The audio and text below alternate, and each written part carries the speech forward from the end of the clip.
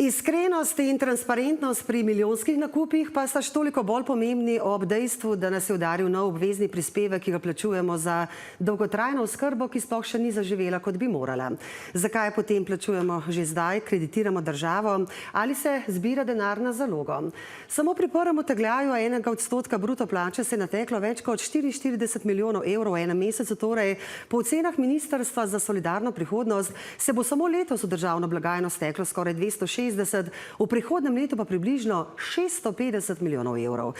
In zakaj nekateri plačujejo več, kot znaša bruto plača? Še računovodje so zmedeni, ker so razumeli vlado in ministra Maljevca, da bodo ta prispevek trgali od bruto plače, ne pa še od vseh dodatkov. Šum v komunikaciji ali zavajanje? O tem v soočanju Tereza Novak, Gibanje Svoboda, in Zvonko Černač, SDS. Pozdravljena, dobrodošla. Gospa Novak, te dni torej, kot sem rekla, mnogi hitijo preverjati, koliko so jim trgali od bruto plače in vsu se je plas vprašanj. Se vam zdi prav, da vlada in tudi minister Maljeva seveda nista že uvodoma v predstavitvi tega novega prispevka jasno povedala, od česa se bo, od katere osnove se bo ta odstotek trgal? No, jaz mislim, da je bilo jasno, da mogoče je prišlo do šuma v komunikaciji, ampak vendarle imamo zakon, ki to določa. In predvsem pa mislim, da je to izjemen dosežek, da smo enkrat do tega prišli, ker v Sloveniji smo starajoča se družba, tako kot vsa zahodna družba, in jaz mislim, da je to nujno, da ni druge strategije ali pa načina kot to, da smo solidarni. Gospod Černač, se strinjate, je bilo dovolj jasno povedano, ker ljudje nam pišejo, nas kličejo, vsi gledajo zdaj obračunske liste? Glejte, tukaj ni problem osnova, od katere se trga, pač pa je problem ta prispevek 2-odstotni. Vkolikor ne bi vajeti oblasti 1. junija leta 2022 prevzela Golobova vlada in koalicija, potem bi se pravice iz dolgotrajne oskrbe izvajale že dobri 2 leti in pol, od 1. januarja 2023 dalje, kajti zakon je bil sprejet v času prejšnje vlade, ki je vodila Slovenska demokratska stranka, decembra 2021 z enoletnim odlogom uveljavitve, ravno zaradi tega, da se bi vse pripravilo za uveljavitev tega zakona. Zdaj pa imamo na drugi strani zakon, neke pravice na papirju, ki se ne izvajajo, 2-odstotni prispevek, ki ga morajo vsi plačevati. Po ocenah samega ministrstva ne bo od teh 260 milijonov evrov porabljenih v letošnjem letu niti 80 milijonov evrov, po moji oceni. Torej izvedba je po vašem mnenju še bistveno manj. Torej bistvo je to, da so odpravili zakon, ki je bil dober, ko so prišli na oblast v tem revanšističnem stilu odprave vsega, kar je bilo sprejeto v času, ko je vlada vodila Slovenska demokratska stranka, in obremenili ljudi po nepotrebnem še z dodatno dajatvijo. Zakon, ki je bil sprejet, ni bil realen, predvsem pa ni imel nobene finančne osnove in nobene strategije, kako bomo to financirali. V vsakem primeru je bilo mišljeno, da slej ko prej pride prispevek. Zato smo tudi zakon mogli spremeniti in teče po določbah, kot jih določa zakon. Pa se vam zdi prav, da se že zdaj ljudem trga, ne glede na to, da se ne izvaja v celoti? Izvaja se. Saj se ni začel trgati s 1.1. Izvaja se že od 1.1.2024 je že financirana pomoč družinskemu članu na domu. Zdaj je možno tudi že dodatno pomoč in oskrba na domu za vse, ki se bodo zdaj prijavili od 1.7. Tudi recimo oskrba družinskega člana, ki lahko izvajajo upokojenci, je že ampak vi ste rekli od 260-80. E-oskrbo, ki je bila omenjena, je prejšnja vlada uvedla že spomladi leta 2022, predno smo odšli za 5000 upravičencev. In vkolikor ne bi bilo te oblasti, ki jo predstavljajo Gibanje Svoboda, Socialni demokrati in Levica, potem bi imeli ljudje že od 1. januarja 2023 bistveno nižje položnice v domovih za starejše. Ne vsi seveda, tisti, ki so upravičeni do tega.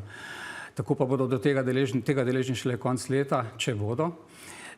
Naj povem, da ko bo Slovenska demokratska stranka ponovno prevzela odgovornost za vodenje države, bomo najprej naredili moratorij na ta prispevek in ga ukinili za vse upokojence. Prispevki se plačujejo v aktivni delovni dobi, nobenega od prispevkov ne plačujemo, ko se upokojimo, in tudi tega. Za upokojence, kaj pa za ostale, zaposlene, samozaposlene? Pa moratorij, tako kot je bilo predvideno v zakonu, ki ga je prejšnja vlada sprejela v decembru 2021. Takrat je bilo predvideno, da se najprej zagotovijo sredstva iz zdravstvene in pokojninske blagajne iz ostalih virov, tako bi se tudi zagotovila. Po enem letu uveljavitve, kar smo tudi sedanji koaliciji predlagali, pa so nas pred kratkim zavrnili, ko bi ugotovili, koliko dejansko bo teh sredstev potrebno, pa bi na podlagi te preučitve videli, ali je sploh potrebno dodatno obremenjevati davkoplačevalce. To so res prazne besede. Mislim, mi ne moramo prijeti do dolgotrajne oskrbe, ki deluje brez denarja, ki ga prispevamo vsi. In je prav tako. In meni se zdi zelo žaljivo do upokojencev predvsem, zato ker veliko upokojencev se je zelo dolgo trudilo, ki so zdaj upokojenci, zato da bi do dolgotrajne oskrbe prišli. In točno vejo, da je prav, da je zaradi medgeneracijskega sodelovanja in zaradi vsega, kar pomeni solidarnost, prav, da za ta prispevek prispevamo vsi, ker je večja verjetnost, da ga boš rabil, ko boš upokojen. Tako da se mi zdi tudi manipulacija z ljudmi, da se govori, zdaj pa bojo upokojenci oproščeni tega, kar seveda ni res. In je lahko govoriti v vlogi enega opozicijskega poslanca, ki nima te odgovornosti, da spelje. Če bo desnosredinska vlada, smo to zavezo zdaj slišali. To se ne bo zgodilo, če bo Svoboda še naprej na oblasti, pa socialdemokrati, pa Levica, se bo pa gotovo zgodilo, če bo na oblasti Slovenska demokratska stranka. Zakaj? Zaradi tega, ker je v celotnem znesku prispevek upokojencev relativno nizek pri celotnem znesku 650 milijonov evrov, ki ste ga omenili. Znaša približno 70 milijonov evrov, kar pomeni, da ne ogroža izvajanja pravic iz dolgotrajne oskrbe. Druga zadeva, prispevki se plačujejo v aktivni dobi. Zakaj potem vseh ostalih prispevkov ne plačujejo upokojenci tudi po tistem, ko se upokojijo? To je anahronizem v sistemu, ki ga je potrebno odpraviti. Predvsem pa je potrebno ne pobirati denarja ljudem za nekaj, česar ni. 1. julija bi morala začeti delovati oskrba na domu, je ni. 1.12. ne bi se znižale položnice nekaterim v domovih za starejše. Se ne bodo, ker ni pripravljeno nič. Videli smo pri prvi izmed upravičenj, ki jo je omenila kolegica, ki bi se morala izvajati od 1. januarja 2024, se je začela šele z junijem 2024, pa gre samo za 1400 upravičenj. To so te zamike, ali prečujemo na kredo? Ne, v resnici postavljamo nov sistem, ki mora začeti delovati. In vse to je proces in se odvija po planu, ki je bil zapisan v zakonu. In naj povem, da sploh ni 2%, ampak je 1%, kar je prej tudi zavajal kolega tukaj. In še nekaj, tudi to, kar se pa strinjajo, se mi zdi vsi, ki stanujejo trenutno v domovih za starejše občane, tudi plače in povišanje plač in vse, kar bo dodatkov, se že financira iz tega, kar zbiramo za... Izkušnje ljudi, ki ne skličajo, so, da prosijo za ta obrazec, da ga izpolnijo in dobijo na centru socialno delo recimo informacijo, počakajte, morda naslednje leto poleti pridete. No, jaz nimam teh informacij, prav tako se pogovarjamo. Verjetno se kaj takega zgodi, zato je ministrstvo ustanovilo tudi delovno skupino, ki se intenzivno ukvarja z težavami, ki pri uveljavljanju vseh teh pravic nastajajo. Niti ene odločbe o upravičenju do pravice do oskrbe na domu po tem zakonu po 1.7. letos ni še nihče prejel. Niti ena ni bila še izdana. Niti ena še ni bila izdana, oprostite. 1% je samo pri upokojencih tega prispevka, druge je 2%, ker je tudi tisto, kar da delodajalec v bistvu prispevek. Oprostite, je prispevek, ki bremeni tako ali drugače zaposlenega. Te pravi, je 2%, pri kmetih enako in pri SP-jih enako in tako naprej. Ampak to ni toliko bistveno, gledajte. Jaz mislim, da bi se za ta fiasko, če bi bila neka minimalna moralna obveza te vladajoče koalicije, morali vsem tistim, ki so dolgo časa pričakovali, da se bo ta zakon končno uveljavil, ko so ga potem, ki je že bil uveljavljen, vrgli v koš, da bi se morali ljudem upravičiti javno za ta fiasko. To je fiasko Golobove vlade in Golobove koalicije. To je pa manipulacija, ki nima nobene vsebine. V resnici se tukaj bojo in se že rešujejo stiske, ki so zelo velike za vse tiste, ki imajo trenutno problem z plačevanjem dolgotrajne oskrbe. Zdaj se postavlja sistem, kjer bo prispevek relativno majhen, vse storitve, ki jih bo pa nudila država v ta namen, pa bojo brezplačne. In to je velik prispevek države. Ste v 2 letih in pol prikrajšali za okrog 15.000 evrov. No, veste kaj, niste naredili ničesar. Ker bi te nižje položnice, ti ljudje po zakonu, ki je bil sprejet decembra 2021, v času prejšnje vlade, imeli že od 1. januarja 2023. Tako jih bodo imeli, če od 1. decembra. Še povsem na kratko, malo prej smo v studiu gostili tudi ministra Poklukarja, gre seveda za 2 helikopterja, nujna medicinska pomoč. Gospa Novak, v Gibanju Svoboda seveda ščitite gospoda Poklukarja, čeprav je tudi del stroke oziroma večji del stroke jasen. Spet bomo na sistemu improvizacije, že 22 let smo zapravili, bomo 32 milijonov evrov šteje po vsako življenje. Je res tako čist ta posel, bom tako rekla, da se nam ne bi spet zgodilo, ne vem, Litijska in podobne druge zgodbe, kot smo jim bili priča? Po vseh informacijah, ki jih mi imamo in smo se tudi pozanimali, zato ker tudi nam ni vseeno in noben nima bjanko menice, da lahko dela karkoli. Po vseh informacijah, ki smo jih dobili, kaže na to, da je razpis bil narejen strokovno, da so pred razpisom sodelovali strokovnjaki, da je potekal brez pritožb, kar je isto možno, vsi prijavitelji bi se lahko pritožili, če bi imeli kakšne pomisleke na to.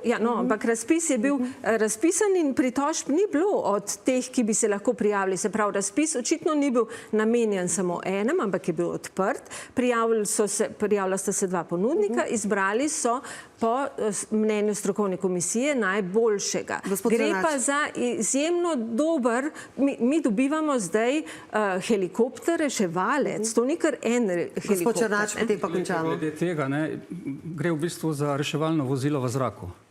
Zdaj, če gre za reševalno vozilo v zraku, zakaj mi tukaj izumljamo neko dvojno rabo za policijske namene in vse ostalo, a potem bo prazen kombi marica tudi vozil bolnike ali kako? Tam imamo rešilce verjetno, ne? In nekaj podobnega je tukaj. Stvari so se v zadnjih 10-15 letih bistveno spremenile. Potrebujemo specializirano službo nujne helikopterske medicinske pomoči, potrebujemo najmanj 3 helikopterje, da lahko pokrijemo celotno območje in zato, da so vsi deležni enake obravnave. Torej, po vašem mnenju minister ne bi smel podpisati pogodbe. In 3 helikopterje primernega ranga, kot jih poznajo tako na Hrvaškem, kot v nekaterih drugih sosednjih državah, bi dobili za ceno teh 2. Torej, menite, da zdaj ne bi smel minister podpisati pogodbe? Ne. Prvič gre za preplačilo, drugič gre pa za to, da to enormno preplačilo tudi ne bo zagotavljalo ustrezne obravnave tistih, ki tako obravnavo, takrat, ko so življenjsko ogroženi, tudi potrebujejo. Po mojih informacijah temu seveda ni tako in ne gre za dvojno rabo, gre za helikopter reševalec in nobena druga dvojna raba ni tle v igri. Gre za dobro vozilo in to poznajo naprimer Švedska, Norveška, Italija je naša sosedna država, Združene države Amerike imajo ta vozila. Mislim, tukaj gre za izjemno dobro vozilo, tudi drugo je izjemno dobro, bil je razpis, potekal je transparentno, rešitev je. Če bi bilo temu tako, zakaj bi jih potem policija nabavljala? Zakaj jih ne bi zdravstvo? A rešilna vozila nabavlja policija ali jih nabavlja zdravstvo? Mislim, da je verjetno malo drugače, ali si pilot ali si voznik avtomobila. Tukaj gre najprej za enormne zneske, ki ne bodo porabljeni koristno. In na drugi strani gre za enormne zneske, ki ne bodo uporabljeni za to, da bi bili tisti, ki so te pomoči takrat, ko so življenjsko ogroženi, da bi jo tudi. In od te točke bomo končali in v naslednjih dneh seveda še podrobneje poročali. Spoštovana gosta, hvala lepa. Hvala lepa. Hvala.